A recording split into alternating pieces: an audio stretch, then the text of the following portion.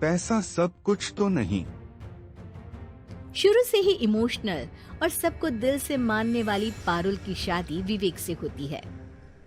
क्या है यार, शादी के वक्त तो तुम दुबली हो गई थी, लेकिन शादी के 2 साल में ही फिर फूलकर गुप्पा हो गई हो।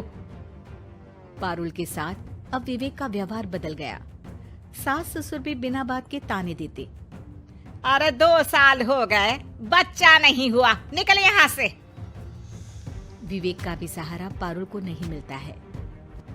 लेकिन जिस विवेक से पारुल को तलाक के एवज में 18 लाख मिले होते हैं, वो पारुल एक दिन, इंस्पेक्टर साहब, मुझे कंप्लेंट लिखवानी है। जी मैडम, क्या हुआ? चीटिंग, एक लड़के ने मेरे 6 लाख रुपए लूटे हैं। पुलिस वाला पारुल को ऊपर से नीचे तक देखता है। मामला क्या है, विस्तार से बताइए।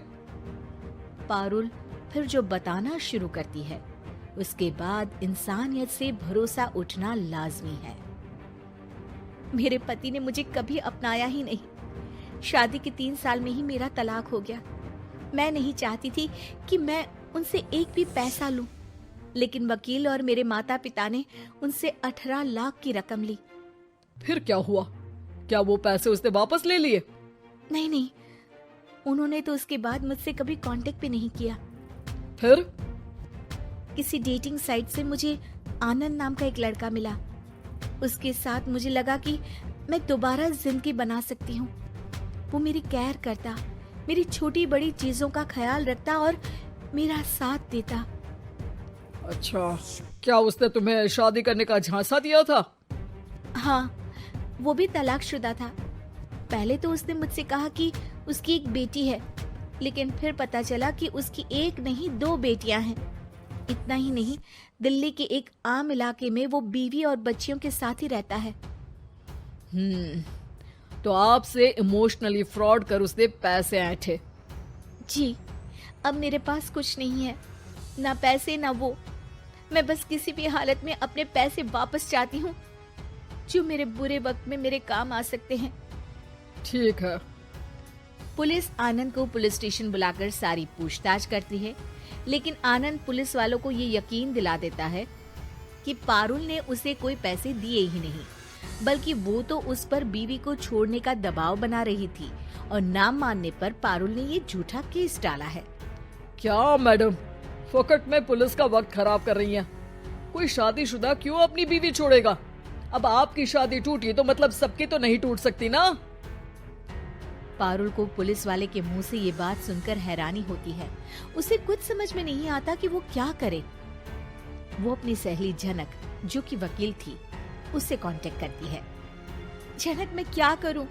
मैं कैसे पुलिस को यकीन दिलाऊं कि आनंद ने मेरे साथ न सिर्फ शारीरिक और मानसिक चीट किया है, बल्कि आर्थिक तौर पर भी वो मुझे खाली कर गया है। अब वक्त झनक का था। देख पारुल, ऐसे तो किसी को भी बिना सोचे समझे पैसे नहीं देने चाहिए, लेकिन अब जब तूने ये कदम उठा ही लिया है, मुझे ये बता, तूने कब कब पैसे दिए और कितने? क्या कहीं कोई सबूत है? पारुल कुछ सोचती है। 3 बार तो बैंक में ट्रांसफर और 2 बार गूगल पे। क्या इन सब के रिकॉर्ड मिल जाएंगे? हाँ, क्यों नहीं, मैं बैंक से सब निकाल लाऊंगी। अगले दिन पारुल सारी स्टेटमेंट झनक के सामने रखती है और वो व्हाट्सएप की चैट भी दिखाती है, जिसमें कई बार आनंद ने ये बात कबूली थी कि वो उसके पूरे 6 लाख जल्द ही देगा। झनक अब पूरा केस लेकर पुलिस के पास जाती है और मामले को क्राइम एक्ट के तहत पूरे सबूत के साथ दर्ज करा आनंद की गिरफ्तारी की मांग करती है। पुलिस आनंद को लेने जैसे ही उसके घर जाता है, उसका सारा मामला बीवी और बच्चों के सामने खुल जाता है। पुलिस स्टेशन में पारुल को देखकर आनंद भड़क जाता है। ओह, तो बहुत होशियार बन रही हो तुम। ये झनक है ना तुम्हारी बचपन की सहेली? बताऊं सबको तुम्हारे बारे में? सब है मेरे पास, वो फोटो, वो वीडियो, तेरे भाई का नंबर भी है। 6 लाख क्या, अब 1 रुपया भी निकाल कर दिखा दे। वो पुलिस स्टेशन में जोर जोर से चिल्ला रहा था कि तभी पुलिस के एक सीनियर ऑफिसर को गुस्सा आ जाता है। क्यों चिल्ला रहा है? अब तो सारे सबूत है तेरे खिलाफ।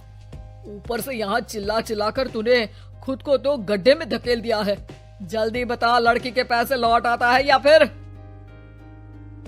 आनंद डर जाता है। तभी उसकी बीवी और बच्चे पुलिस स्टेशन में आकर पारुल के पैसों का बैग देते हैं।